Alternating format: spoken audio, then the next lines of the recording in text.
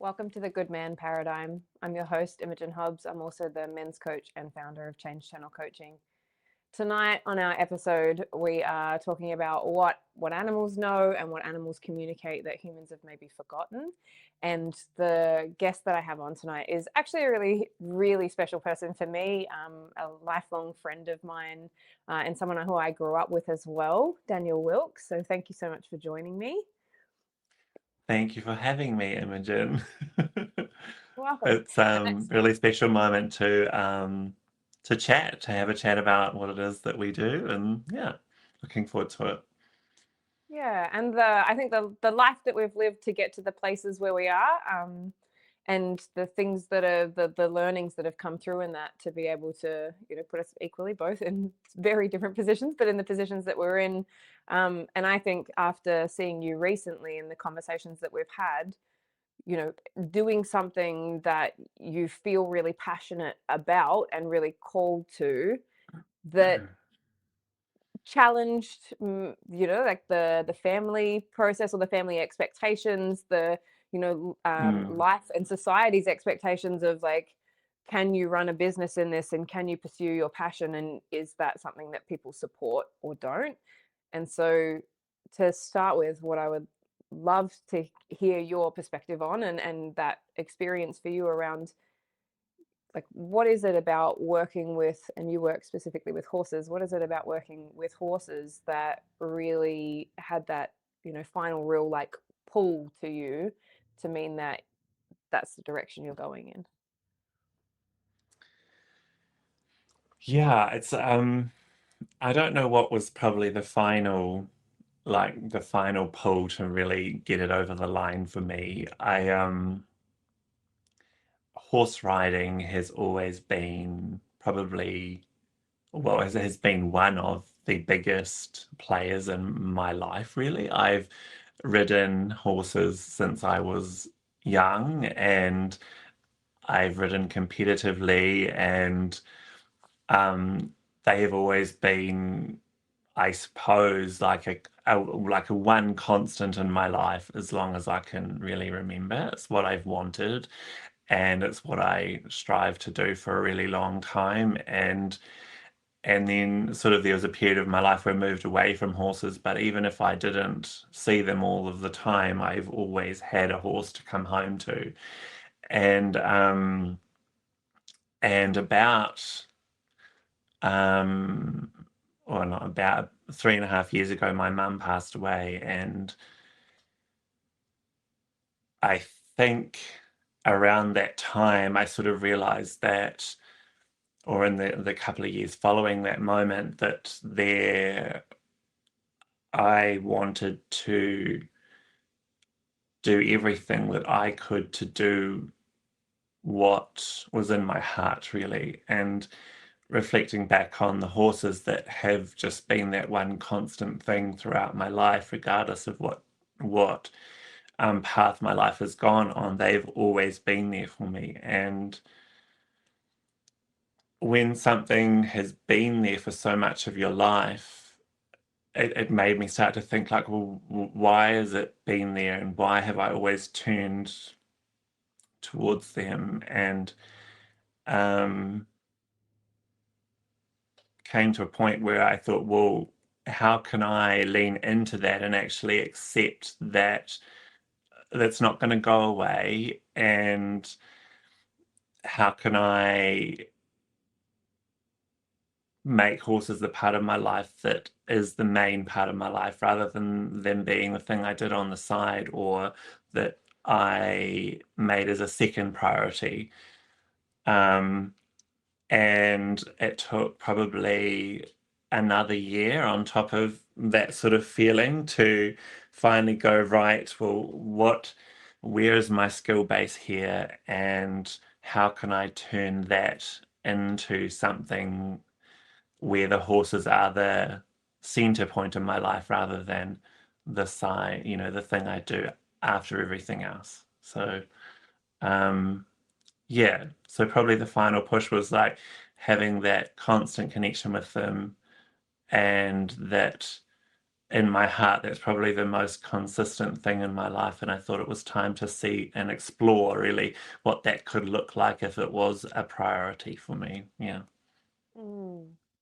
How big a how big a risk did that feel like for you to be able to go, I'm gonna give this a really good shot? It felt like a massive risk, um, because I suppose that horses was always said to me as something that you could never make money from, or that it was just something you did for fun. Um, and so the risk felt huge to try and sort of step into a space where the horses were going, well, I hope to make them my main business, really. And so to try and convince myself of that certainly took a bit of talk, a bit of self chat, like, and sitting down and spending some time looking at, you know, what that would look like and how and setting some sort of framework around how that would need to look in order for it to become a worthwhile risk. And less of a risk and more of a reality, I suppose. Yeah. Has it has it been the way that you thought it might to this point? Like, has it gone the way that you thought it might? Has the experience or I the think that was so no, there's a couple of things in that question. Has it gone the way I thought?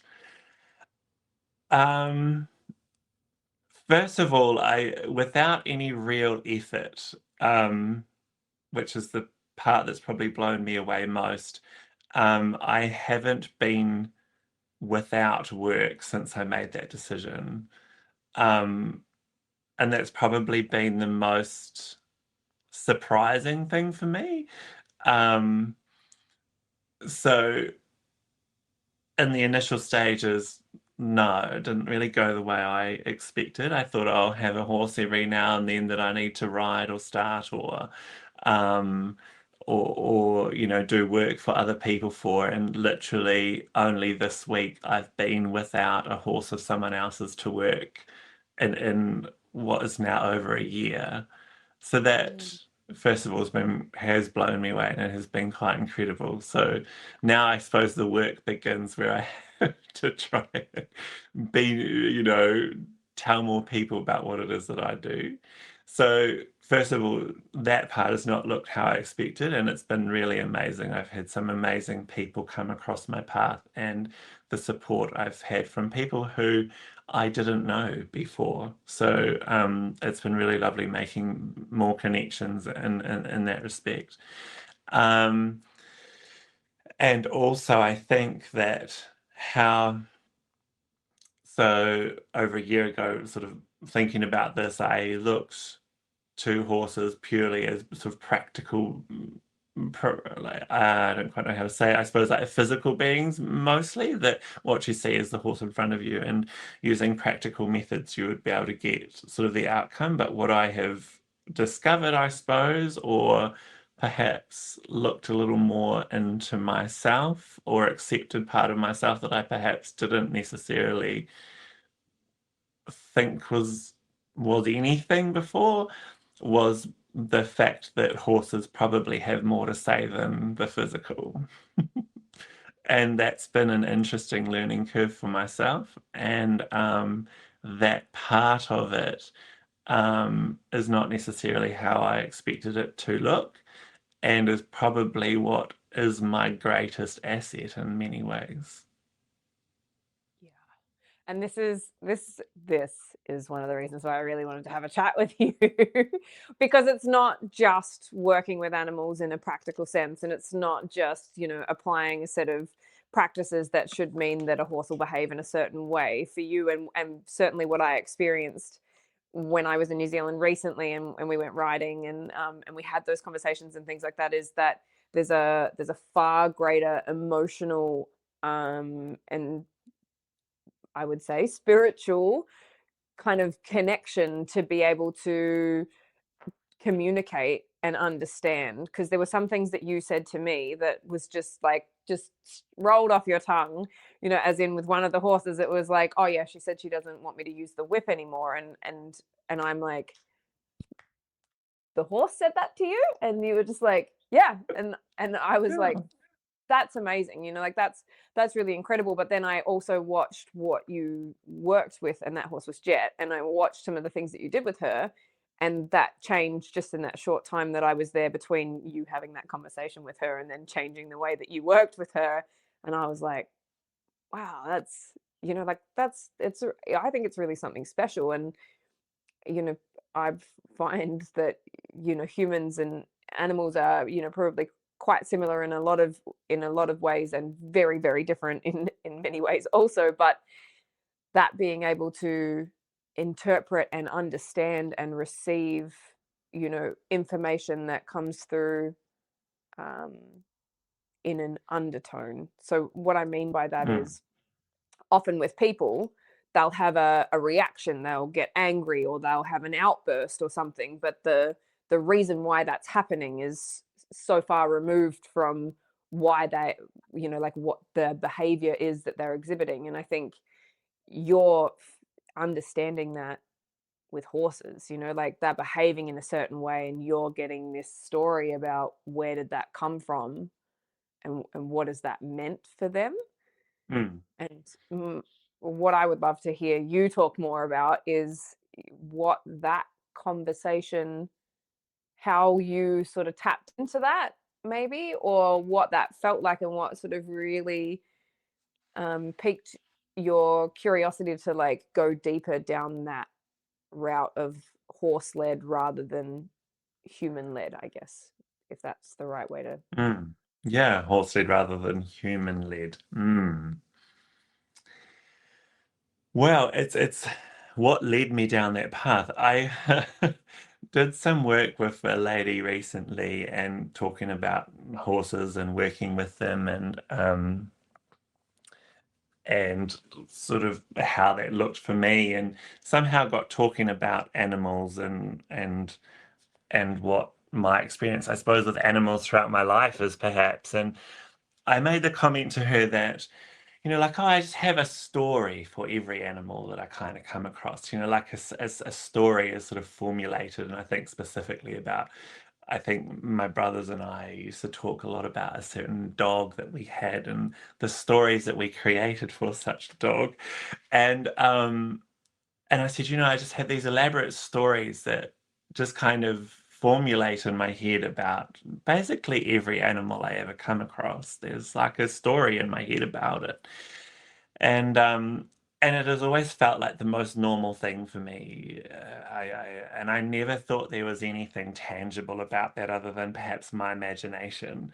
And she said to me, she's like, that's not normal. Like people don't go around with stories about every animal they come across in their head. And I was like, what do you mean? Like, how do you mean that like people don't make up stories, for the animals? And she kind of said to me like, that might just be unique to you in a way, and that might be something that you might like to explore a little more.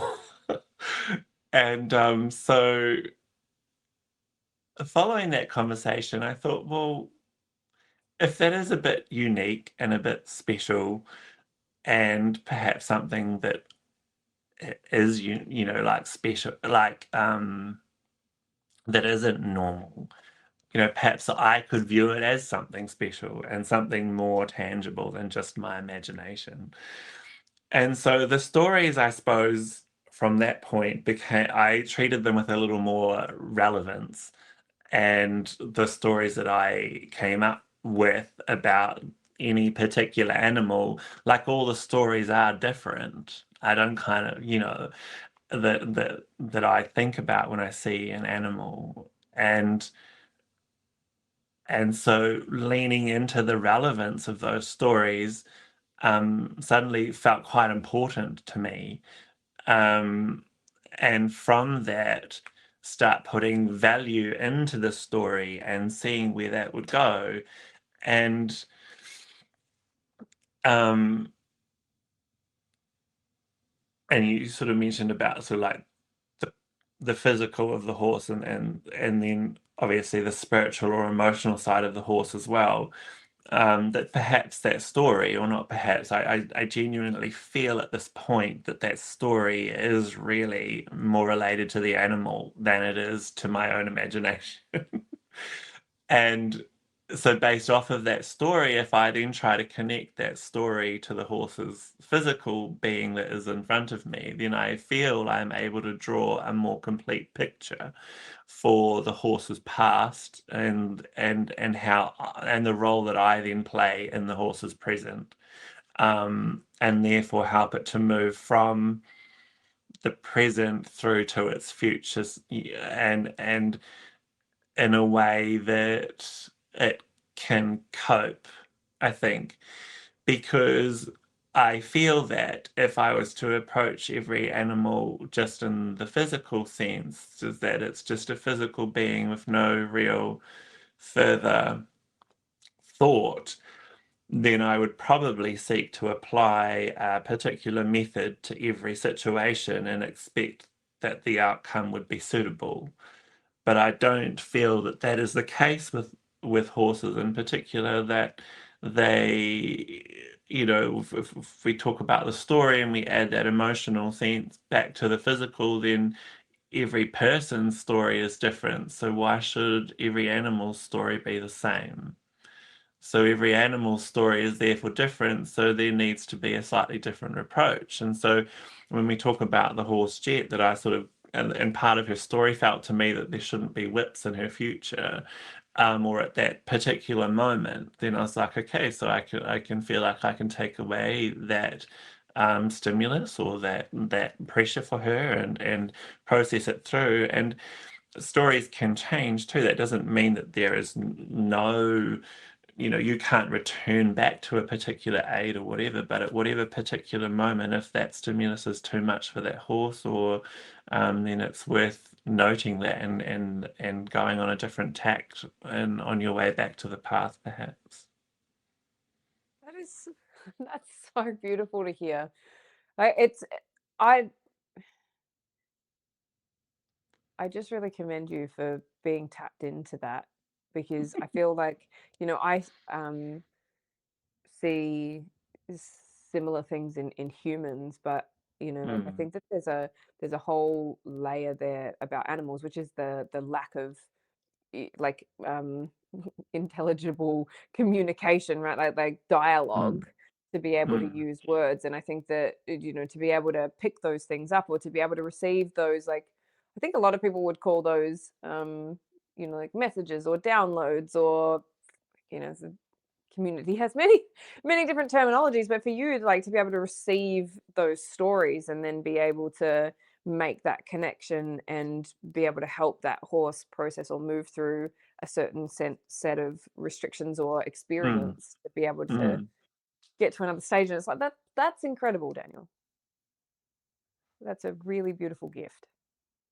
Yeah, yeah, And I really, yeah, thank you for articulating it so beautifully as as well, because I think that's really special for people to hear. But yeah, in terms of your, can you talk about your experience with Flynn, who is your beautiful horse? And because I think that this will help to help for people to get an understanding of, like, what what you just said means in real life. yeah. Um, so Flynn, I've had him now for 3 years, and I bought Flynn at a rather emotional point in my life. Um, After having lost on my mum's side, my nana, my mum, and my granddad, all within the space of about um, I don't know, I can't even think, probably 2 years. I lost what felt like at the time half of who I was, really. Um, so I came across this horse that was sort of all of the things I always thought that I wanted in a horse, a physical horse. He's big and, you know, grey, which is like the color of the first horse I ever had. And so there's like I'm drawn to that type of horse. And um and so I went and bought him and brought him home, and I got him home and I was like, this is it's almost like his lights were out. And I for probably over 2 years, I struggled to make what I felt like was any kind of meaningful connection with this horse. I tried to feed him all the right things, and I tried to, give him time to grow because he was quite young, and I tried to meet all of the physical needs that I knew how. Trust me, I tried everything to do the right thing for him to get him physically better. And despite all my efforts, there was some things in his body that just never really progressed. He always presented the same, sort of always a bit dull at times and disconnected, what felt like to me disconnected. And um, I never thought to look any further until how I explained, like a year or so ago, this kind of idea of these stories having some kind of relevance to me. And I always knew that he was bred for a lady who she was a husband and wife, and they bred this Flynn for her.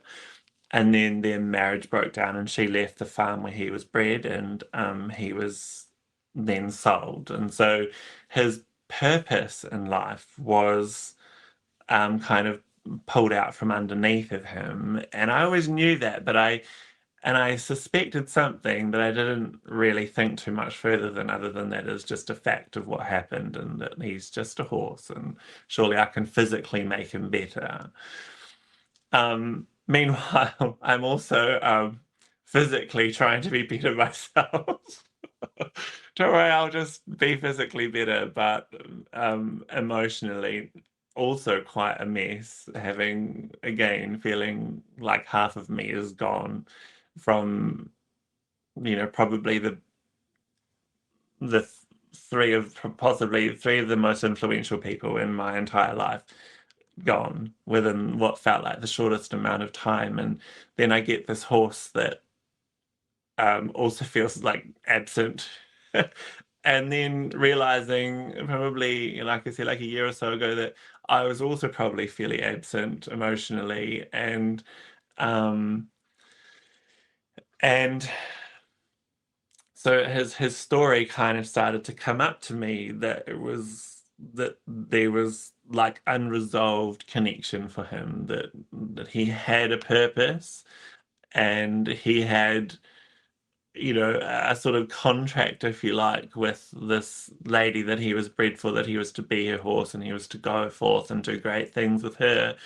And that contract or that connection was taken away from him, and he was unable to process as to why, or and that he was no longer going to be able to fulfill his what he thought would have been his purpose and would have felt was his purpose. And I guess it was a little bit me at the time as well. I didn't know how I was going to fulfill my purpose, and what even was my purpose. And so somebody said to me, well, maybe you should have a chat with him about that. And I thought, well, all right, I'll have a chat with him. And he was probably one of the first horses that I put any relevance on me having a talk to. And I can remember like feeling quite awkward about it and standing there and being like, so Flynn, how are you feeling? and and anyway, the story, I suppose, goes like this, that I felt his story was that there was this big, like massive grief within him, that he felt like he wasn't good enough to fulfill his purpose. And and him and I both feeling this grief, me for my family and him for his purpose. And I said to him, I said, well, how would you like to process that? I said, how about we both commit to put our grief somewhere, and together we can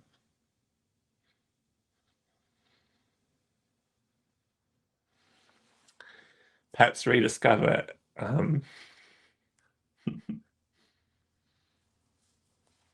our purpose a little bit together. So with that, I said, well, where do you want to put it? And he came from the Fiora station down in Gisborne, and there's a big river there, and he had the sense that he wanted to sit. He didn't want to hide that he was grieved, and he wanted to sit it as a celebration um, of his purpose and acknowledge his purpose, and that we could together sit our grief as not as something to be ashamed of or to be sad of anymore, but to as a bit of a monument for such a great thing that we were grieved for. So together we sat it figuratively on a big rock in that river, and that's where it sits for me, and I think for him too. And since that point in time, I think that there's been a great change in him. Um, there's been some truly like major physical changes in him, first of all. Like his body didn't function so great in a few ways, and there's been a marked improvement, not all at once, just slowly over time, see him change and be stronger and brighter.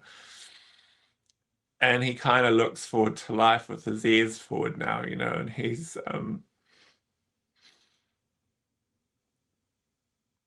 yeah, it's been a pretty amazing experience to share with him. Yeah. Thank you so much for sharing that. You're Because welcome. it's such a it's obviously such a powerful experience, but also, it's been life-changing for you as well. And Yeah. probably doorway opening, that kind of blows the door wide open for what you feel and what you Mm. experience and like, what you can do, because you've seen, you've Yeah. seen such a change in him, but also a, what was the, because obviously that's a very, very special process. And Mm. I appreciate you sharing that story in such beautiful detail, because there's parts of that I haven't heard yet as well. And I think it exposes you in a way that is something that it's undeniable in Yeah, I think. yes. And I haven't really shared that story in its entirety before either. So, Yeah, and there's obviously a lot of feeling behind it, right? Because loss and grief, I think one of the other things that probably stands out in that is that not only did Flynn maybe lose his purpose, but he lost his person. yeah, for sure. Yeah. and and you had lost Mm. your people as well. Some of them. Yeah. what what was the change for you? Because I know that, what you're saying, what you're explaining about, there's been a not not fast, but a process of change for Flynn, and he's brighter. And for everyone listening, I've met Flynn. He's very what's the he's very curious. and he's He is, yeah. very, very mischievous is the word that I'm looking for. He feels very playful and mischievous, and he is what I referred to while I was over there as a war horse, because he is he's huge, and you're 6 foot 5, yeah. 5, yeah. So and yeah, Flynn's massive. Um, but like, so I don't necessarily know what Flynn was like prior to that, but I have known you my whole life, and or most of it. And so, Yeah. what was the change for you that brought about, putting that grief down, or being even able to acknowledge that grief in its fullness, and like, and perhaps being able to also acknowledge the absence that you maybe felt emotionally and spiritually from your life as well. Mm. The change for myself. I haven't really consciously thought about that since the time, but if I think back to the moment and the time and if I remember how I felt then compared to now, I think that the probably the best way for me to describe it is that I think having placed the grief somewhere else and not in a shameful way, in quite a what I think is a beautiful way, and in a way to sort of celebrate those people and what they meant to me, but to take the grief and in my mind put it somewhere else. I think what that did was, if I think about how I feel now, there's more room inside of me for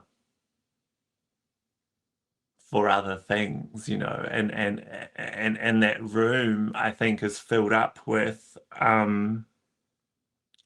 the things that I dream of or the things that I want the most. And um, there's more room in me for my family, um, and space to think about the future in a more complete way rather than seeing everything through what I now see as like grief or through a cloud, perhaps, that maybe not quite so much that way for me, but it's probably an easy way to think of it as like a cloud that you make all of your judgments through this big thing that you feel.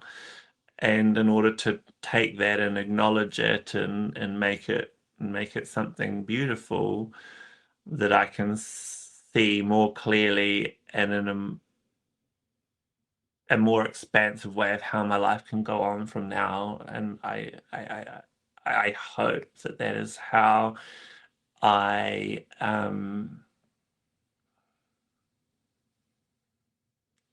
I hope that that is observable in me as well. Mm. I think it is. Yeah. um I can definitely appreciate what you're saying around that, like that fog, or there's a lot of, or cloud, like a lot of people, Mm. particularly clients and things like that I work with, it does feel like it's this dense, like fogginess of, like nothing really seems like exactly what it is, and nothing's really 100% clear, and like decisions are always this, what if it's not the right decision, what if I don't know what I'm doing, what if I've mistaken this, there's always that of a caution, I think, because nothing's got that like specificity Mm. of, like there's no sharp edges, there's no like I can see clearly what this is and this is where I'm going. It's kind of like murky. I don't know how to make the right Yeah. decision. And I think part of like letting that go is also letting go of um sort of the expectations that, and this is going to seem kind of odd, but that those people had on me and how I should also live my life. I sort of spoke just a bit before about how, um, like after my mum died, and there was this sort of idea that I could do what was in my heart, but that wasn't necessarily something that could be done as a business or as a career. And I think that um, our families do that to us because they want the best for us, obviously, and how they see the best for us is not always what is in our own heart. And I think that part of letting go of that grief was that my heart could fully do what it wants to do. And I think that's just super important, that our heart is free to do what it wants to do. And I think if looking back over my life, if I'm grateful for one thing, I've never been able to do something that I haven't wanted to do. I'm sure you can attest to that. I can 1100% attest to that fact, that there is no way to make you do something that you do not want to do. But the flip side of that, and I'm really glad that you spoke about, like, because I was about to bring you back to that particular thing, like to be able to follow your heart. But I think that there's the other side of that, there is no way to make you do something that you don't want to do. The other side of that is the things that you do want to do, there is no stopping you either. Hmm. Because when you set your mind to something, and we talked about this again, we talked about this when I was in New Zealand, but when you set your mind to something, you achieve at a national level. Like Yeah.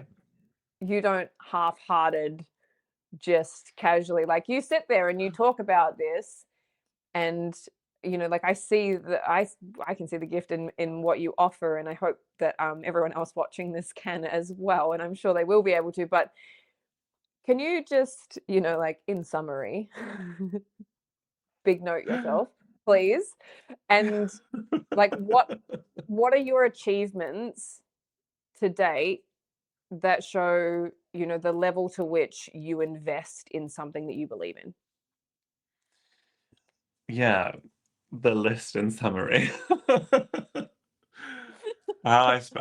First of all, I rode horses competitively until I was about 19 or 20. And in that time, I rode for New Zealand Pony Club champs twice, dressage champs. I rode for the New Zealand Pony Club team in Canada, the Inter-Pacific champs. I have won national amateur titles in ballroom and Latin dancing, and Kirsten and I have 6 professional New Zealand ballroom and Latin titles together. Um, I played the piano and I got the highest grade 6 mark in the Bad Plenty, one of the highest. um, and yeah, and like that to me seems like just good enough. I I when I think about doing something, I don't really see as any less than that as something that I would be happy with.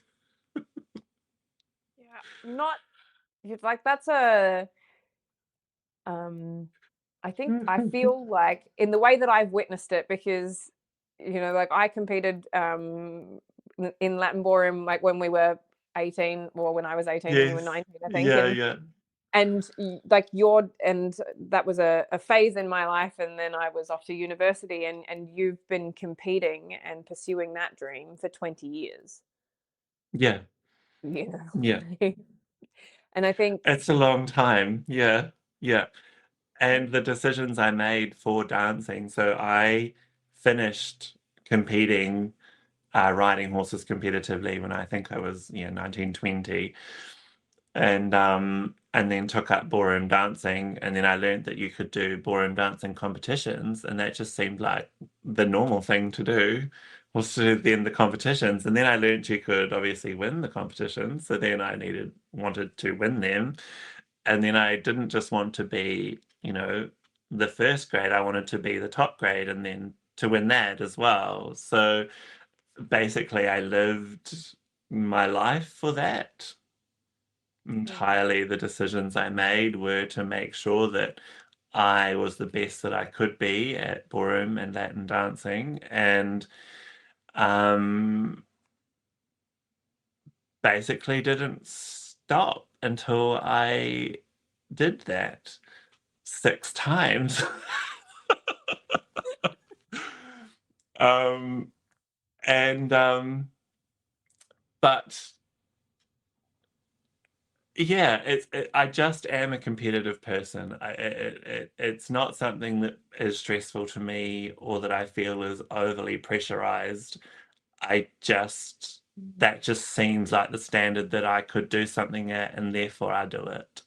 There's no like, it doesn't feel hard for me to practice every day for hours and to pay wild amounts of money to learn from the best people in Italy and Australia and to compete in those places. And it just feels like, in order for me to reach the best of my ability in any chosen area, it just seems like the logical thing to do. It doesn't feel stressful or hard. It just feels right to do that. Um, and I was just lucky enough to marry somebody who was maybe crazy enough to believe that it was also the right thing to do. Um, and so we did it almost without conversation that that's what we would do. I recently spoke on my Facebook page about soul contracts, and two souls coming across each other for a reason. And I think not only was Kirsten and I meant to be married, and that was part of our souls meeting. I think there was another contract there that meant we were together, supposed to be, you know, the best professional couple in New Zealand. And we did that again almost without conversation. It just seemed like that's what we should do, and we kept doing it until we did that. Um, and along the way, sought coaches that believed in us and invested in us, and saw the potential and bought into our contract, if you like. And yeah, it it just flowed that way. Yeah. And over how many years did you hold that, like, title, I guess, over? Kirsten and I won the Ballroom, the New Vogue, and the Latin professional titles, all three titles in 1 year in 2020. And then we had Timmy in 2022. And then in 2024, we won the New Vogue. And in 2025, we won the Ballroom and the New Vogue again. So, Yeah, yeah. for a And there short was period. yeah. Yeah. So 5 years or so. I mean, there were years that we didn't compete, like when we had the year we had Timmy, we didn't compete, but the next year I think we did. No, the year after that. But I also, in the middle of not competing, I was the organizer of the New Zealand Open Dance Sport Championships, and in true fashion, invited the world number one ballroom couple out to do a floor show. And it was just the most incredible New Zealand Dance Championships, because we had the world number one ballroom couple come and run lectures and workshops and lessons. And so again, another job not half done. And I think, like, so the reason why, just for everyone out there, the reason why I ask you to shamelessly say that and to, like, plug yourself is because you are also one of the most humble people doing this. Like, you wouldn't, like what you said before, right? Like, it's like winning at that level is just good enough. And Mm, I think that that comes down to the, like, what are the restrictions that we place on ourselves? What are the limitations? But also, what are we capable of? And your pursuit of that is never like it's not loud, or it hasn't been loud. And this has been a long time where I've been away from you and not been present in that. But I've never seen you, mm, like, yes, I'm the best, do the whole thing. It's always this very quiet, like very humble, like we're just going for it. Like, get out of my way.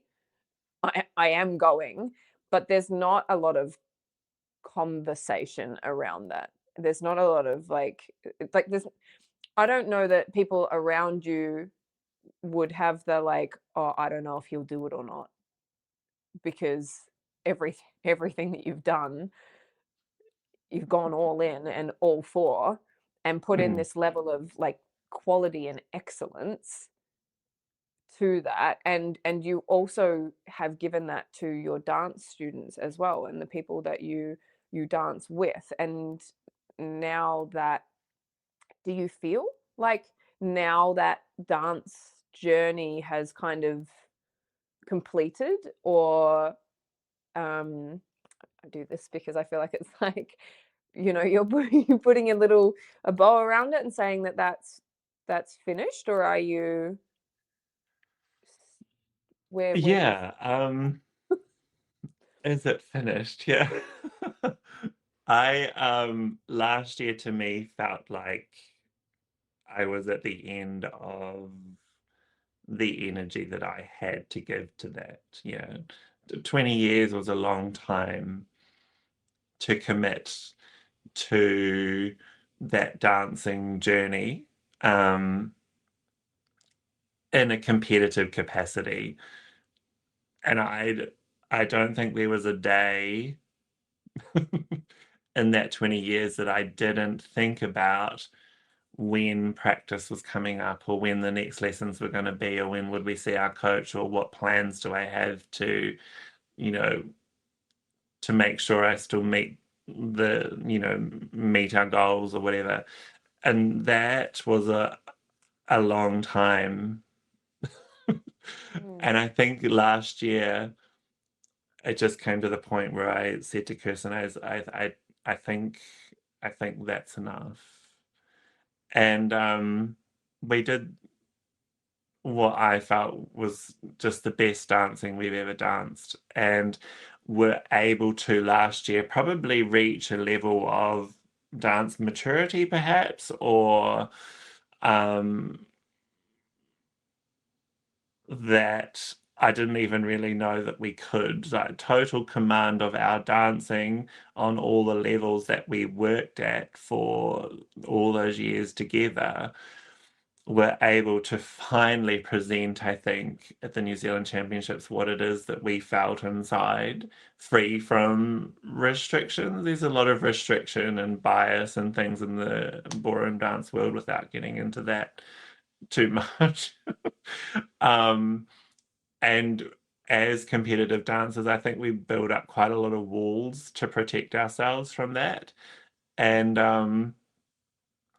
I think last year we were able to break those walls down a little bit, or hopefully a lot, to the point where we allowed ourselves to be vulnerable enough to every person in the room, and to actually give all that it is that we had to give. And was one of the most incredible dancing experiences for me.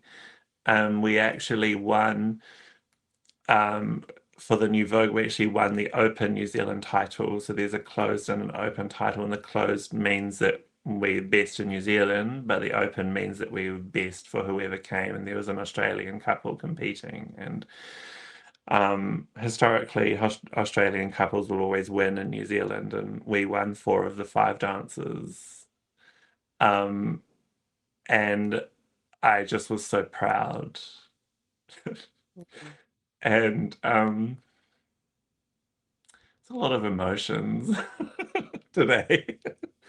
Um, and to me, that felt like I've done all that I have, and I've given all that I have to give as a competitive dancer. I'm 40 years old now, and I think my time as a competitive ballroom dancer is done for sure. But I'm so happy that Kirsten and I were able to give what I felt was our best dancing last year, free from what I have felt in the past, probably some restrictions. Yeah, so it was good. Yeah. Do you think like it's so cool to hear your story and like how you've experienced those things, how you've shown up to them, and I think like so many, particularly like obviously I coach men, and so like so many men have the I'm not good enough story. And Mm, the like, for you, it's even like, even when you're putting your all in, it's like it's only just good enough. And being able to being able to go to that and reach that point last year where you could dance in that way and you could put your all in free from restrictions. Do you feel like that is sort of like maybe a physical representation of what you said before about being able to be true to your heart and being able to pursue what's in your heart, and that shift to also working with horses, like the restrictions of what family expect of us, or like what people encourage us to believe or not believe about what will or will not work for us in our lives based on their experience, right? Like what you were talking about mm, before is kind of like your parents will keep you safe to their understanding of the mm, world, even if that mm, means telling you that you should not do the things that you absolutely love or feel passionate about. And as we become adults, we take on that belief system and say, well, it's not going to mm. work because it's too risky, or the world won't accept it, or maybe it won't work. Um, do you think that that maybe was your like physical breaking of that, like if you let go of all that grief with Flynn and you went through all of that process and then you dance in that way as well, do you think that that was maybe the physical breaking through of that, like I am going to pursue what's in my heart, I am going to be true to what's calling me? Yeah, is it symbolic of that? Yeah. Um,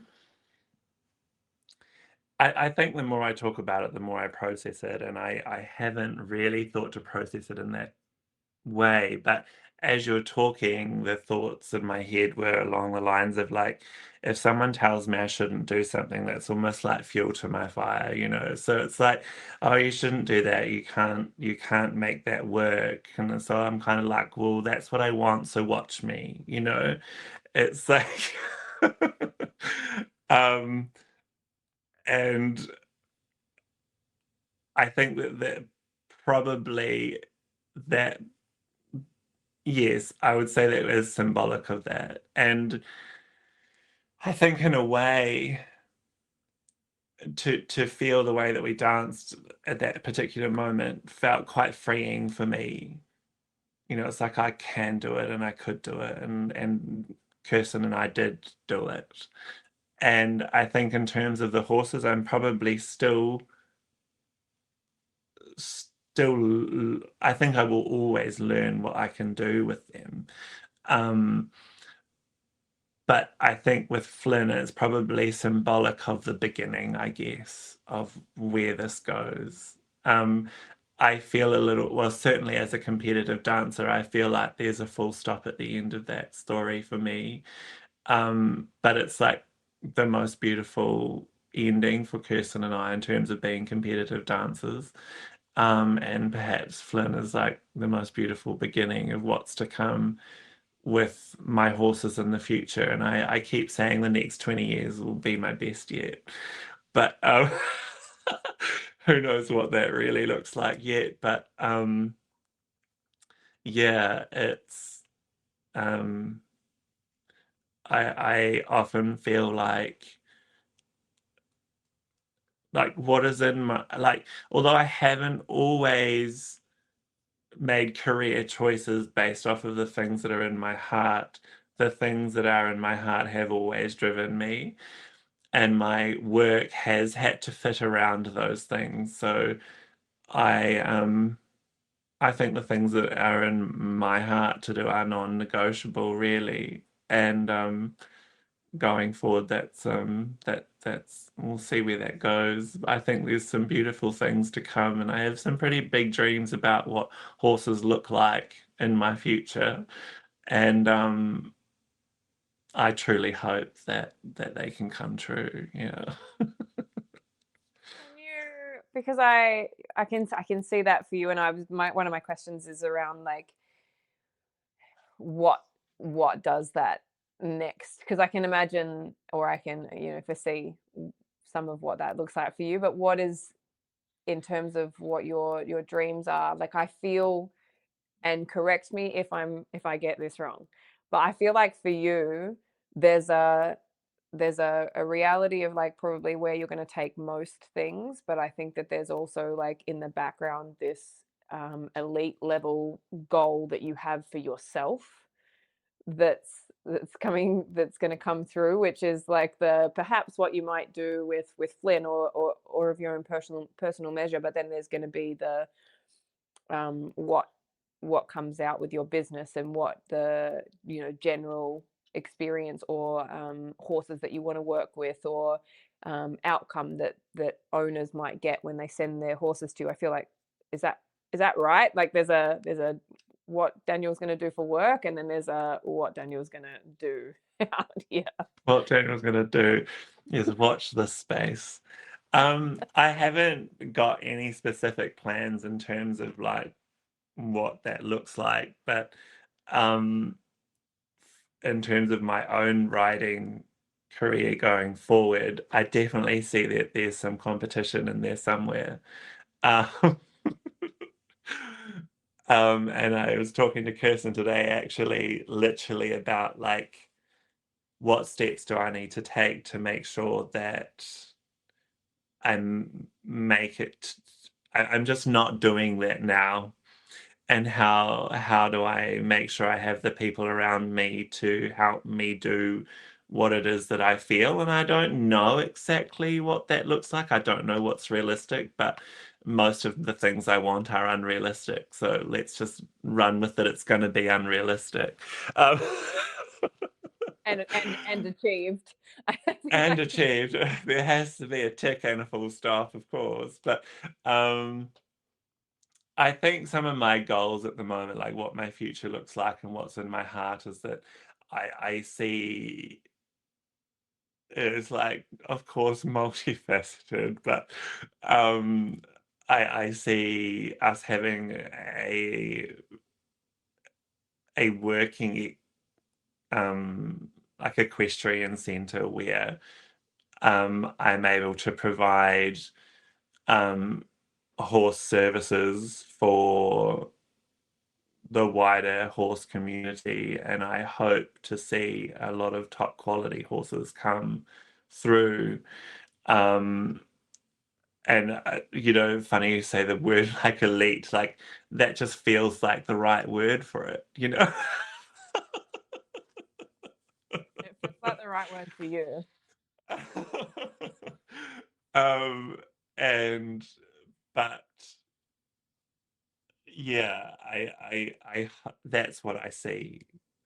And in terms of like what's in my heart, like Kirsten and Timmy, uh, I've made a lot of these decisions for our family. I hope to build in a balance where I am not gone from the house from 6:30 in the morning till 6:30 at night. I want to build into our business that I am around for my child and or children, should that ever happen, and that I'm there to be, you know, a supportive partner for Kirsten as well, not just someone that comes and goes at the end of the day. And I want to be there for all the bits. And so that's part of the reason that we made these decisions as well, so that together we could build the family and the business that fills both of our hearts. And um, that is what I see in the future. And that is what shall be. If you see it, I truly believe that. But I think, in terms of, you spoke about soul contracts before, and in terms of, like, I deeply believe in that, and it's something that I work in. And I think, I've watched you and Kirsten together, and I just, it, never has there been a more beautiful soul contract to observe, and to be in that supportive space together. And so, I think that lots of people um want that and look for that, and strive for those sorts of things as well. So I think, like, it's obvious how important that is to you, and how much you value and cherish and feel devoted to that as well. If I'm, like, I think being able to bring those realities to life, and to be able to have that potentially unrealistic outlook, and to be able to have the family unit to be able to facilitate that, or to be able to, like you said, like, it's almost without conversation, to be able to go, this is the dream, this is the vision, I'm crazy, you're crazy, let's go. um but but you do it in Yeah. such a wholesome and humble way. And I think, that there's lots of men that I see struggle with that tension of, having a dream and having a family, and how do we get those two things to align and go in the same direction. And so, I think it's quite incredible to hear how you're creating that, but also there's obvious um, tension, maybe, in the responsibility of that, or in, like, what you. Yeah, that would be fair to say. There's certainly, you know, um, there is a bit of tension around, yeah, the responsibility of that, because obviously the success of it, or the required success of it is important. Um, and yeah, there is, yeah, it can be a little unnerving at times, I guess, but I think that we owe it, like for me, I owe it to Timmy to turn back and for him to say, like, to see to see his dad do what he wants to do. Um, I think we owe it to our children and ourselves, if nothing else, to do what we love, and it's not gonna be easy every day, and it doesn't mean that everything is, perfect every day. It's not. It's hard sometimes. Um, but I just nothing would make me happier than for Timmy to look back um, and see that I worked really hard for something that I really wanted, and that you can do it. So I'm gonna do it. And I think that would probably break a bit of a family cycle for you as well, right? Like, in terms of I that. think so. I think there's very much a traditionalist type view on how people would make businesses and money, from both sides of my family. And um, I don't think um, I don't think my grandparents would really understand. Although two of my grandparents are still alive, and um, like, how could you make a living out of teaching dancing and riding horses? That just isn't, it doesn't really fit the dairy farming or the building or the, mold that they're used to seeing. Um, but interestingly, my granddad, who is still alive, I spoke to him last year about, we had an opportunity to put together a contract to manage some aquatic facilities, which is another area that I've worked in, and or do what we do now. Um, and he actually said to me, he's like, well, life is short, Daniel. You do what makes your heart happy. um, and that's something I would never have expected to hear him say. And but it was also one of the most beautiful things he could have said to me at that time.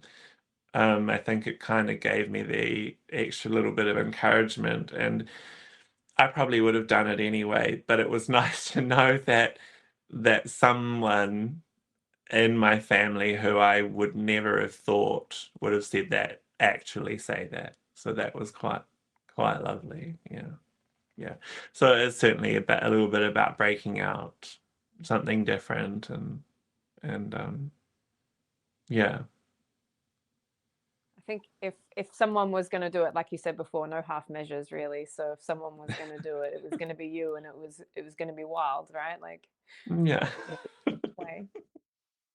Daniel, I just want to say thank you so much because I know that you were a little bit unsure about this when I was like, hey, jump on the podcast with me.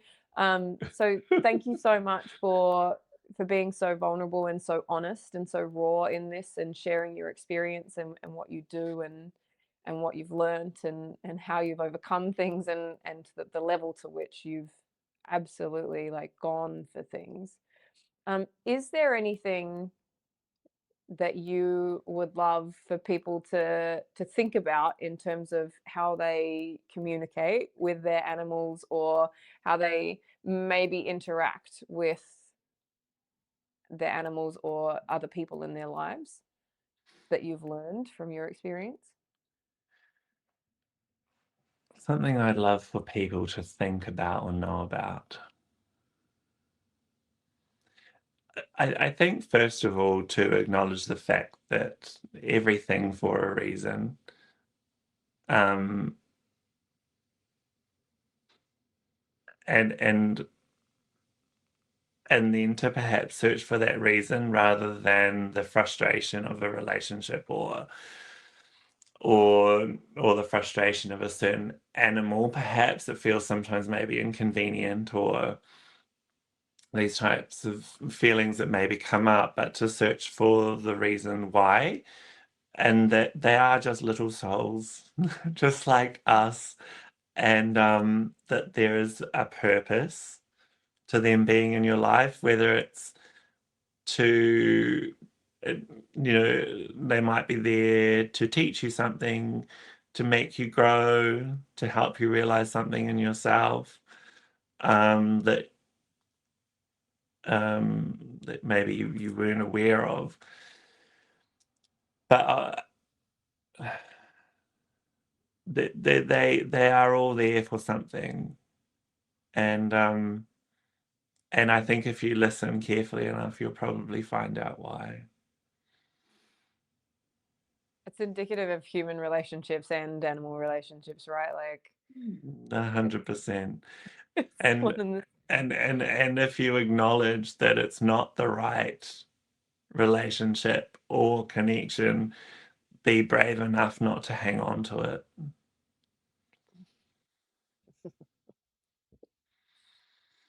that. They don't all serve you. Yeah, it takes a lot of courage to let go of something, or to acknowledge that something is not right anymore. I think I agree. Yeah, I really yeah. appreciate that message. I think that's such a beautiful closing note as well. Like, but have the courage to step forth into something that you believe in, and I think often that requires us to leave things that are almost good enough, but not quite the thing that our heart They asks have for. they they have to be all the way good enough to hang on to them. Yeah. Daniel, how can people find you if they want to follow you, if they want to see what you're doing, if they want to? Currently, I only have a Facebook page called Pure Equine is our horse business, and Liberty Dance Studio is our dance studio where Kirsten and I teach, um, on Facebook, and trying to get that a little bit bigger as well, to other platforms, but that's where we are at the moment. Cool.